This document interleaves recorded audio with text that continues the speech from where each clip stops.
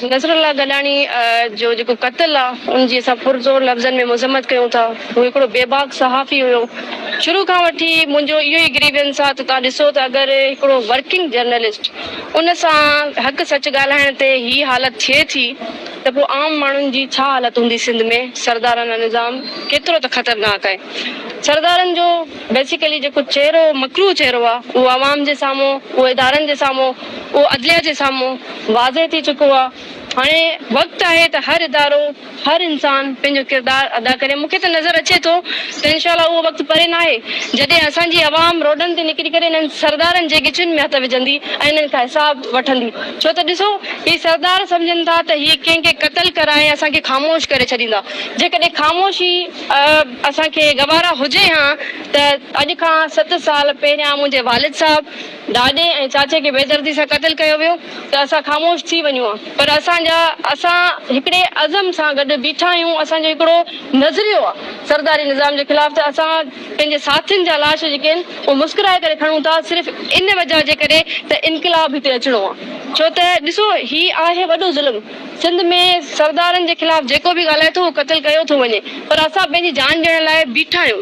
इन्हनि खे केतिरियूं गोलियूं हलाईंदा, ही केतिरे माण्हुनि खे क़तल कंदा, केतिरे आवाज़नि खे ही बंदि कंदा। छो त अॼु हर सिंधी, अॼु हर गयूर जेको आहे सिंध जो पुटु नसरुल्लाह गडाड़ी थी करे बीठो आहे ऐं असां सभई हुनजो आवाज़ बणिजी करे बीठा आहियूं। ही जंग असां सभिनि जी जंग आहे। इन में मुंहिंजे ख़्याल असांखे मुतहिद थियण जी ज़रूरत आहे, मुतहरिक थियण जी ज़रूरत आहे, गॾिजी करे आवाज़ बुलंद करण जी ज़रूरत आहे।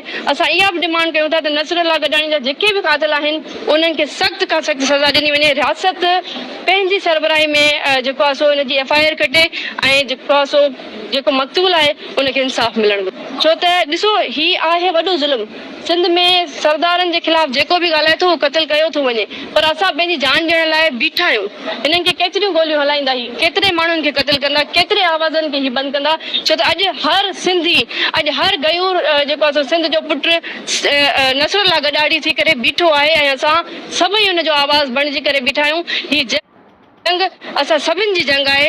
इन में मुंहिंजे ख़्याल असांखे मुतहिद थियण जी ज़रूरत आहे, मुतहरिक थियण जी ज़रूरत आहे, गॾिजी करे आवाज़ बुलंद करण जी ज़रूरत आहे। असां इहा बि डिमांड कयूं था त नसरुल्लाह गडाणी जा जेके बि क़ातिल आहिनि उन्हनि खे सख़्त खां सख़्त सज़ा ॾिनी वञे। रियासत पंहिंजी सरबराही में जेको आहे सो हिनजी FIR कटे ऐं जेको आहे सो जेको मक़तूल आहे उनखे इंसाफ़ मिलणु घुरिजे। नाज़रीन, सिंध आवाज़ न्यूज़ खे यूट्यूब ते ॾिसण लाइ मथे ॾिनल लिंक खे खोले सब्सक्राइब करियो सिंध आवाज़ न्यूज़ यूट्यूब चैनल ऐं रहो हर ख़बर खां बाख़बर।